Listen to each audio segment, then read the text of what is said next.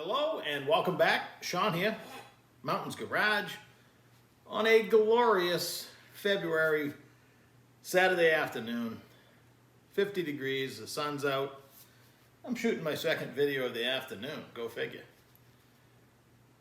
My dot blocked Ilmor, former 396 cubic inch, now 440 cubic inch engine. Last time we talked about it, I was working on assembling the connecting rods and pistons, and after that, off camera, I obviously shoved them all in the block. That was almost a week ago now, believe it or not. Life gets in the way. The video where I said I had taken the block off the engine stand and I made the rotator, which we're going to revisit here in a minute. I took it off the stand to set it on this handy cart here so I could work on the back of it. The dot block has O-ringed plugs for your cam galley oiling, etc. Main oiling. There's a 3/8 pipe plug for that. It goes in on an angle. It has to be down flush so the cover doesn't hit it. No problem. Now the information, sorry about that I've been using is I downloaded this off the internet, .shp, which this block is, LS Next Iron Gen 3 technical notes. And it tells me with color pictures about all the plugs and all that stuff, and it has been spot on accurate. So it wasn't long after I got the block where I downloaded this, and I had already determined that the GM block, now Ilmor uses, if you're a Chevrolet team, you get a GM LSX block. If you're anybody else, you get a dot block. So my buddy ended up with the LSX block. One of them, I got a dot block. And I'm okay with that, because that's what I got. And when I went down that road, there's differences. The LSX block, the cam retainer in the front is completely different than stock and completely different than the dart. The dot block takes its own cam retainer. Fortunately, that was only $22. That's the best deal I've got so far. Because as I learned, not covered in here, is the dot block takes special main bearings. So instead of being $30, $40 a set, they were almost $200. And I knew there'd be more differences lying in weight. But using this information, it says it uses stock front and rear covers, the engine covers. So I had bought a stock rear cover. And what I like about the stock stuff is I once read how many millions of dollars they spent in gasket technology when they built the LS style engine compared to the old traditional V8 Chevrolet engines, or GM engines.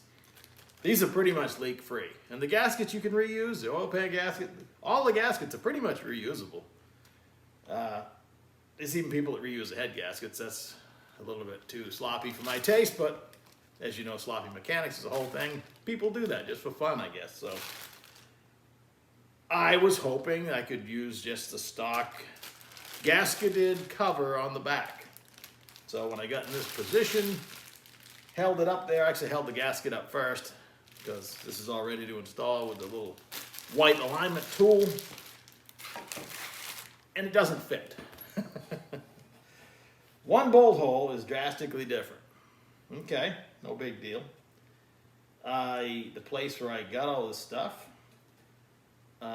he had offered me a rear cover, and I told him I was all set, because he wanted $150 for the rear cover. I thought that was a lot.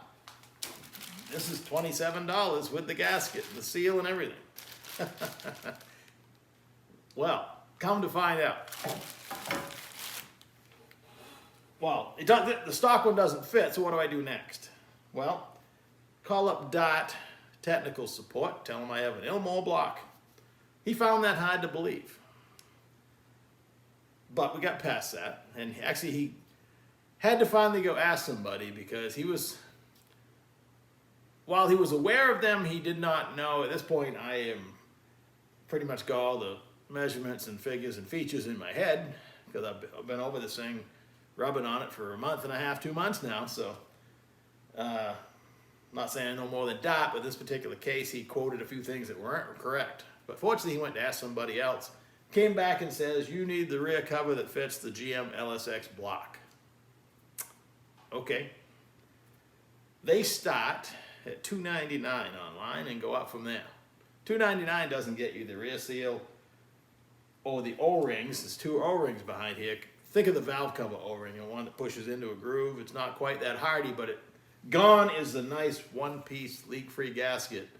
And now you've got a long O-ring you have to fit into the channel and get it stuck on there. I find that an interesting choice for an engine, a durability engine that can't afford to have a leak. However, clearly, I could see clear silicone when I got the block.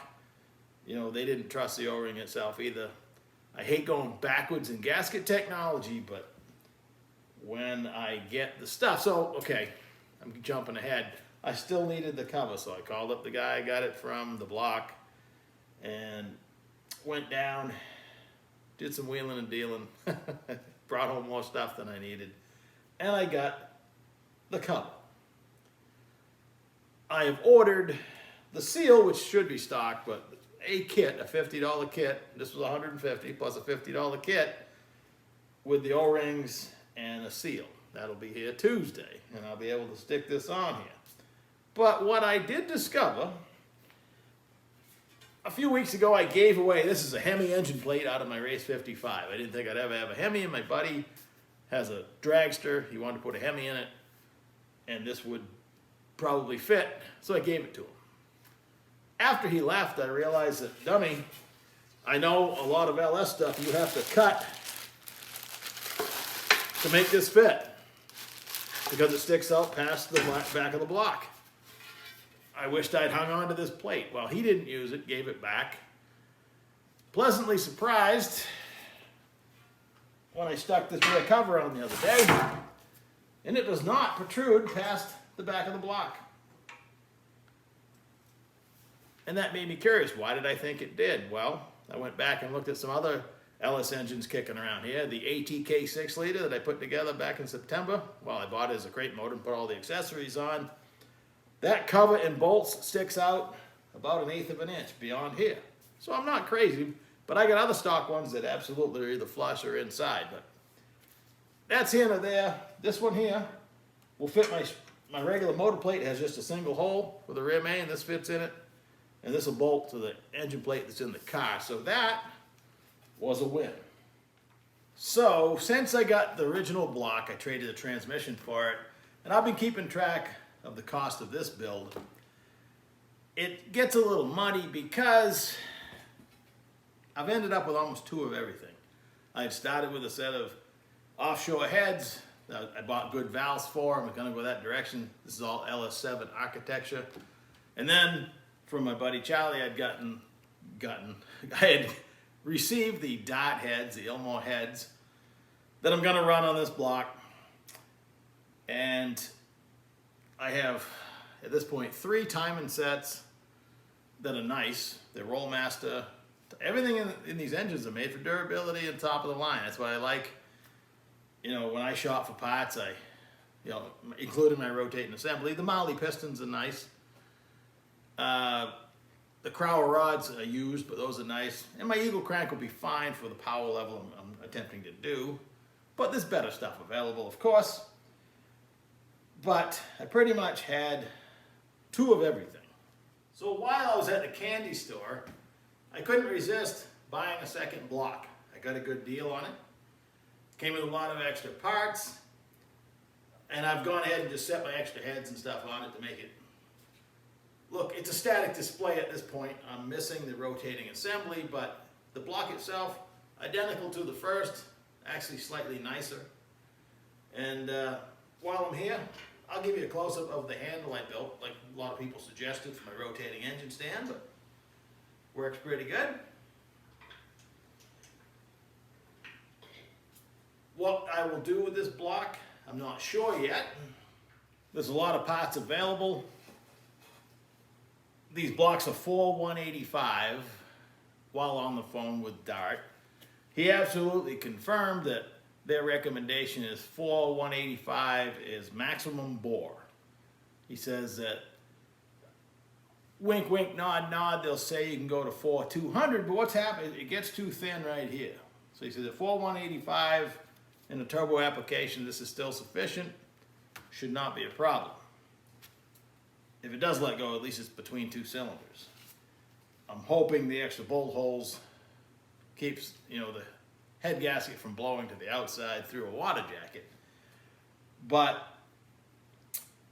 they, again, wink, wink, nod, nod, don't recommend boosted applications beyond 4,185 in their blocks. So I should be good there. This motor at 440 cubic inches, if I put an 1/8 inch longer stroke in it, that'd be 454. Everything costs the same. It's just the reason why you don't see a lot of big turbo LS motors, bigger than 427 typically, is what happens right here. So something to be aware of. It's not going to hold me back. But that's why, if you can source one of these blocks and want to do what I'm going to do with it, you know, be cautious, because there are some, you know, instances where things could go awry. I've been collecting pieces for the oil system. When I bought the block, the first weekend I had it, I was already shopping for parts. I found this ATI super damper and was pretty sure it's exactly what I wanted. No serpentine belt provision. I just had to determine what to use for a mandrel on the front.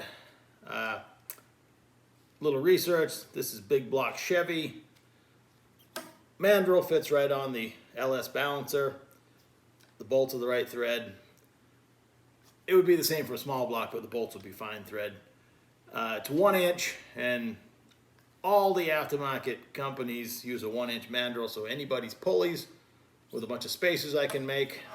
With a keyway, I can use it to drive the oil pump, and I would put a V-belt pulley on and run a single 1-wire alternator with a short belt outboard, so if it falls off, it's easy to change. That's sometimes a problem, you know, because I want to be able to drive it, have a charging system, but it'd be nice to take the belt off if you wanted to, or easily put a spare on if you had to, if you were actually driving it somewhere. So I'd already bought this and was looking for a dry sump oil pump. And as luck would have it, last week, turns out that my friend of mine, Facebook friend, lives local, drag racer guy. I knew who he was. You know, we're not exactly friends, although we could be. Really nice guy. I went up to meet him Tuesday morning and bought this Aviad, I believe that's how you pronounce it, dry sump pump that he ran on his car until he went with a Pro Charger and had to get one that turned the opposite direction, and he's running the fuel pump off the back of it. He's gone more exotic than this. This bolts to the side of an LS block. It has an adapter block here and here, and I can walk over to any of my stock GM blocks and I can bolt this right on the passenger side, lower. This is where the air conditioner would mount. That dot block in the same area is as smooth as a Ken doll. There's no holes there, nothing, smooth. So if I am to use this bracket, I'm gonna have to drill some holes or mount it differently. They make a wing that goes on here instead, but it's a shame, Dart, why? Even in the Acker stuff, they mount the oil pump off the wings that is the engine plate, basically, the front engine plate. This would be a lot better. Why they don't have the holes? I gotta ask my buddy Charlie if his GM block has the holes. This would literally bolt on. In my wildest dreams, I didn't think I'd get an oil pump that would actually bolt to my block. Well, it won't, but it should. So I'm still dealing with that. While I was at the candy store, the guys with all the Ilmor parts, they have now the Ilmor program, everything, and I mean everything, associated with the engine. Because when you get it, it is complete. Fuel injection, coils, everything. There's a big round connector you connect into the firewall. that goes to the Holley HP on the other side of the firewall. I'd like to get the inboard harness because I have 2 of the outboard harnesses, all the Holley harness. Again, it's got a big connector. So the race teams have to just plug and play. And they mileage out everything, plug wires, oil lines. So I have 2 dry sump oil pans already. And there's 3 scavenge lines that would go from the pan to here. While I was buying the block and some other parts, they had a box of oil lines, and I bought for $10 a piece the crimped, you know, the fancy, expensive, those lines are well over $100 a piece. I bought 10 of them, different sizes. I think I had the one that feeds the block. I definitely got multiple sets of the short ones that would go from here to the pan. I get it home, I suspected the way they're made, they're O-ring, they would replace this is an AN style fitting with an O-ring base adapter. They would actually thread right into the pump, but my pump, of course, is different thread. So at least with this pump, I won't be able to use the lines. However, when I'm shopping, if I do make a whole nother engine, I'll make sure I get an oil pump that fits all the lines that I now have. So that's pretty awesome. And this pump had this drive setup, which it's kind of kooky. It's been modified a little bit. This actually runs in the seal, but it's been welded. I'm not sure what happened there. Obviously, you can run a serpentine. Excuse me, this is the cog for the oil pump, and you can run a serpentine. And the balancer itself is way outboard. He threw this in with the pump. I mean, that's hundreds and hundreds of dollars right there. So definitely usable, maybe with a little work. I don't know which. I know I have options, I guess. But yeah, piecing together the dry sump. I was going to go new, but the gentleman I got this from, his stuff is nice. So there's no way he has junk. And I'm able to look right in. The pump looks good. They're rebuildable anyway. AVI'd, if that's how you pronounce it. They say the thing should last 40 or 50 years. So that's that. So hey, now you're caught up pretty much on the madness that is completely off the deep end. This is, again, if you watch the channel and all, this is typically what happens. If I'm going to build one, I might as well build 2. That's the way it works out. I end up buying enough stuff along the way that is, you know, turns out to be not exactly ideal, or I get better stuff, so I end up with a pile of extra parts, and I usually put a second one together that sometimes ends up better than the first one. So that's that. Enjoy your day. Talk to you in a few days. Hand crank.